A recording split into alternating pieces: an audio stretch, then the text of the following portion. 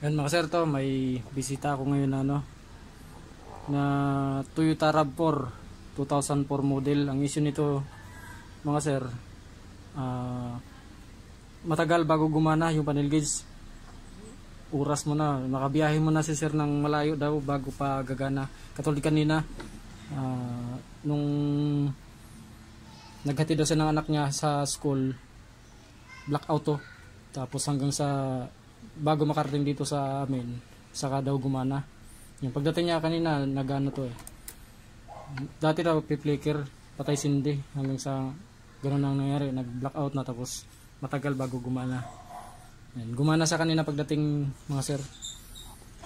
Sabi ng may-ari, ganoon daw talaga. Pag sobrang matagal na ang biyahe, sa gagana yung panel gauge.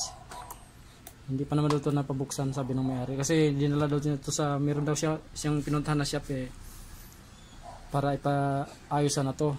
Hindi daw ito nare-repair, sabi daw ng shop. Kailangan daw palit ng buo. Subukan natin mga sir kung kaya natin ito i-repair. Kasi sabi ng may-ari, katulad ngayon, pag nakalamig na yung makina, pag natambay na ng ilang minuto, pag in-start ulit, blackout daw. Mamaya malalaman natin mga sir pag tapos ko i-repair kung hindi na siya mag-blackout kasi nakalamig na yung sasakyan eh. Buksan natin ito mga sir. Galing pa itong Las Piñas mga sir.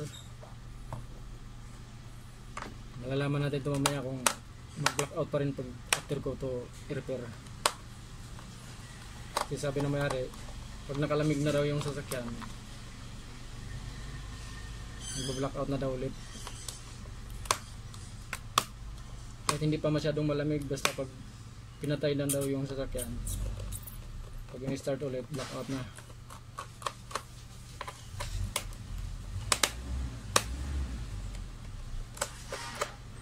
Hanggang hindi pa nga ito nabuksan.